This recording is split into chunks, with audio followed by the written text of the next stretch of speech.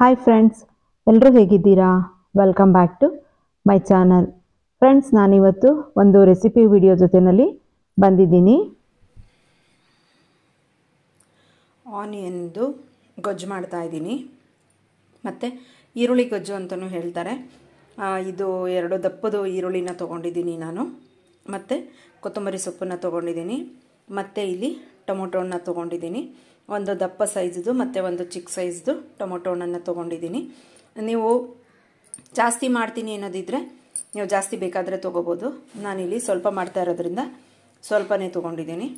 ಮತ್ತು ಇಲ್ಲಿ ನಾನು 2 ಟೇಬಲ್ ಸ್ಪೂನ್ನಷ್ಟು ಕಡಲೆ ಹಿಟ್ಟನ್ನು ತೊಗೊಂಡಿದ್ದೀನಿ. ನಾನು ಸ್ವಲ್ಪ ಬಾಣಲಿಗೆ ಆಯಿಲನ್ನು ಹಾಕ್ತಾ ಇದ್ದೀನಿ. ಫ್ರೆಂಡ್ಸ್, ಯಾರೆಲ್ಲ ಹೊಸದಾಗಿ ನನ್ನ ಚಾನಲ್ನ ನೋಡ್ತಿದ್ದೀರಾ ಅವರೆಲ್ರಿಗೂ ಧನ್ಯವಾದಗಳು.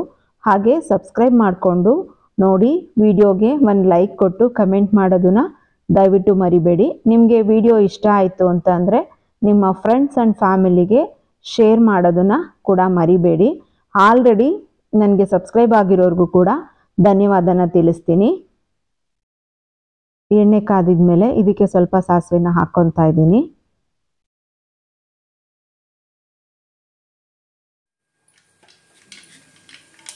ಮತ್ತು ಇದಕ್ಕೆ ಸ್ವಲ್ಪ ಕಡಲೆಬೇಳೆ ಹಾಗೂ ಉದ್ದಿನಬೇಳೆನ ಸೇರಿಸ್ಕೊತಾ ಇದ್ದೀನಿ.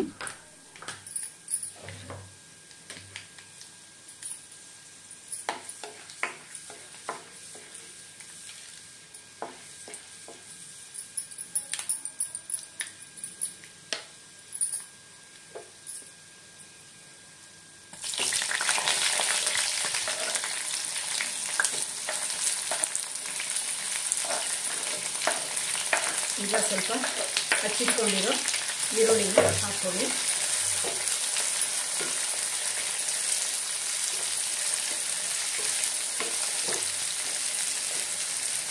ಚೆನ್ನಾಗಿ ಈಗ ಫ್ರೈ ಮಾಡಬೇಕು.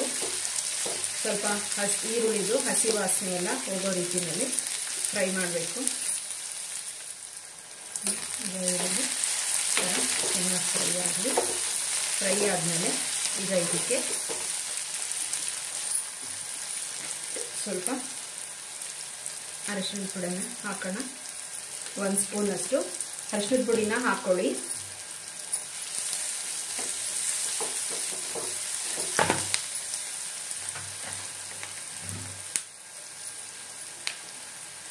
ಈಗ ಇದಕ್ಕೆ ಟೊಮೊಟೊನನ್ನು ಸೇರಿಸೋಣ. ಟೊಮೊಟೊನನ್ನು ಸೇರಿಸ್ಕೊಳ್ಳಿ.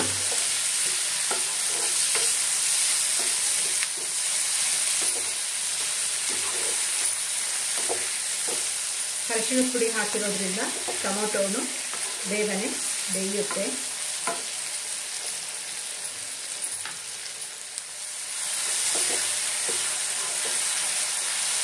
ಮಧ್ಯ ಒಂದ್ಸಲ ಈ ರೀತಿ ತಿರುಗಿಸ್ಕೊಳ್ಳಿ.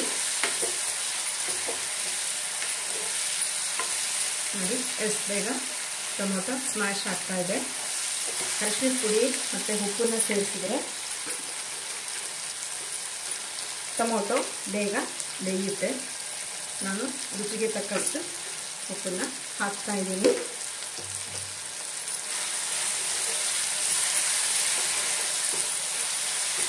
ಈಗ ಒಂದ್ಸಲ ಈ ರೀತಿಯಾಗಿ ತಿರುಗಿಸ್ಕೊಳ್ಳಿ.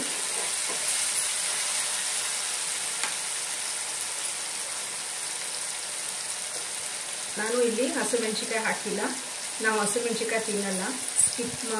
ನೀವು ಹಸಿಮೆಣಸಿಕಾಯಿ ತಿನ್ನೋರು ಹಾಕೋಬೋದು. ನಾನಿಲ್ಲಿ ಹಸಿಮೆಣಸಿಕಾಯಿನ ಸ್ಕಿಪ್ ಮಾಡಿದ್ದೀನಿ. ಅದಕ್ಕೆ ನಾನು ಚಿಲ್ಲಿ ಪೌಡರ್ನೇ ಸೇರಿಸ್ಕೊತಾ ಇದ್ದೀನಿ. ಖಾರಕ್ಕೆ ಎಷ್ಟು ಬೇಕೋ ಅಷ್ಟು ನೀವು ನೋಡಿಕೊಂಡು ಹಾಕೊಳ್ಳಿ.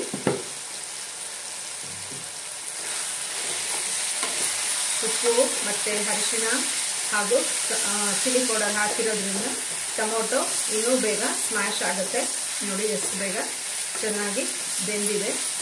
ಅರ್ಜೆಂಟಲ್ಲಿ ಹೊಟ್ಟೆ ಹಸಿವಾಗ್ತಿದೆ, ಏನಾದರೂ ತಿನ್ಕೋಬೇಕು ಮಾಡ್ಕೋಬೇಕು ಅಂದಾಗ ಒಂದು ಸೈಡಲ್ಲಿ ಅನ್ನಕ್ಕೆ ಇಟ್ಕೊಂಡು ಈ ರೀತಿಯಾಗಿ ಕ್ವಿಕ್ಕಾಗಿ ಈ ರೀತಿಯಾದ ಒಂದು ಈರುಳ್ಳಿ ಗೊಜ್ಜು ಮಾಡ್ಕೋಬೋದು ನೀವು. ಮತ್ತು ಈಗ 2 ಸ್ಪೂನಷ್ಟು ಕಡಲೆ ಹಿಟ್ಟು ತೊಗೊಂಡಿದ್ನಲ್ಲ, ಇದಕ್ಕೆ ಸ್ವಲ್ಪ ನೀರನ್ನು ಹಾಕ್ಕೊಳ್ಳೋಣ. ಈಗ ದಿಢೀರಾಗಿ ಯಾರಾದರೂ ಬಂದರು ಏನಾದರೂ ಮಾಡಬೇಕು ಅಂದಾಗ ಇದನ್ನು ಮಾಡ್ಕೋಬೋದು. ನಾನು ಕಡಲೆ ಹಿಟ್ಟನ್ನು ನೀರಲ್ಲಿ ಕಲಸಿ ಈ ರೀತಿ ಹಾಕೊತಾ ಇದ್ದೀನಿ. ತುಂಬ ಟೇಸ್ಟಿಯಾಗಿರುತ್ತೆ, ತುಂಬ ರುಚಿಯಾಗೂ ಕೂಡ ಇರುತ್ತೆ. ಎಲ್ಲರೂ ಇಷ್ಟಪಟ್ಟು ಕೂಡ ತಿಂತಾರೆ. ದೋಸೆ, ಚಪಾತಿ, ಮುದ್ದೆ, ಪೂರಿ, ಸಾಗ್, ಇಡ್ಲಿ ಎಲ್ಲದರ ಜೊತೆಲೂ ಕೂಡ ಇದು ಕಾಂಬಿನೇಷನ್ನು ತುಂಬಾ ಚೆನ್ನಾಗಿರುತ್ತೆ. ನೀವು ತೆಳು ಬೇಕಂದರೆ ತೆಳು ಮಾಡ್ಕೋಬೋದು, ಗಟ್ಟಿ ಬೇಕಂದರೆ ಗಟ್ಟಿ ಕೂಡ ಮಾಡ್ಕೋಬೋದು. ನೋಡಿ ಎಷ್ಟು ಬೇಗ ಹಾಗೆ ಹೋಯಿತು. 10 ನಿಮಿಷನೂ ಬೇಕಾಗಲ್ಲ ಈ ರೆಸಿಪಿನ ಮಾಡೋದಕ್ಕೆ. ತುಂಬ ಟೇಸ್ಟಿಯಾಗಿರುತ್ತೆ, ತುಂಬ ಚೆನ್ನಾಗಿ ಅನಿಸುತ್ತೆ. ಎಲ್ಲರೂ ಇಷ್ಟಪಟ್ಟು ತಿಂತಾರೆ, ಮಕ್ಕಳು ಕೂಡ ಇಷ್ಟಪಟ್ಟು ತಿಂತಾರೆ. ನೀವು ಹಸಿರು ಮೆಣಸಿನ್ಕಾಯಿ ಬೇಕಂದರೆ ಹಾಕ್ಕೊಳ್ಳಿ. ನಾವು ಹಸಿರು ಮೆಣಸಿನ್ಕಾಯಿನ ಯೂಸ್ ಮಾಡಲ್ಲ, ಆ ಕಾರಣಕ್ಕೋಸ್ಕರ ನಾವು ಹಸಿರು ಮೆಣಸಿನ್ಕಾಯಿನ ಸ್ಕಿಪ್ ಮಾಡಿದ್ದೀವಿ. ಅದಕ್ಕೋಸ್ಕರನೇ ಚಿಲ್ಲಿ ಪೌಡರ್ನ ಹಾಕಿದ್ದೀನಿ. ನೋಡಿ ಎಷ್ಟು ಚೆನ್ನಾಗಿ ಬೆಂದಿದೆ ಮತ್ತು ತಳ ಕೂಡ ಬಿಡ್ತಾ ಇದೆ. ಈ ರೀತಿಯಾಗಿ ಆಯಿಲ್ ಎಲ್ಲ ಮೇಲೆ ಬರಬೇಕು, ಆವಾಗ ಕಂಪ್ಲೀಟಾಗಿ ಬೆಂದಿರುತ್ತೆ. ಮತ್ತು ಟ್ರಾವೆಲಿಂಗ್ ಮಾಡುವಾಗಲೂ ಕೂಡ ಚಪಾತಿ ಮಾಡಿಕೊಂಡು ರೊಟ್ಟಿನೋ ಏನಾದರೂ ಮಾಡಿಕೊಂಡು ಈ ಥರದ ಒಂದು ಈರುಳ್ಳಿ ಗೊಜ್ಜನ್ನ ಮಾಡಿಕೊಂಡು ತೊಗೊಂಡೋಗ್ಬೋದು. ಎಲ್ಲಾದ್ರೂ ಆರಾಮ್ಸೆ ತಿನ್ಬೋದು. ತುಂಬಾ ಚೆನ್ನಾಗಿ ಅನಿಸುತ್ತೆ.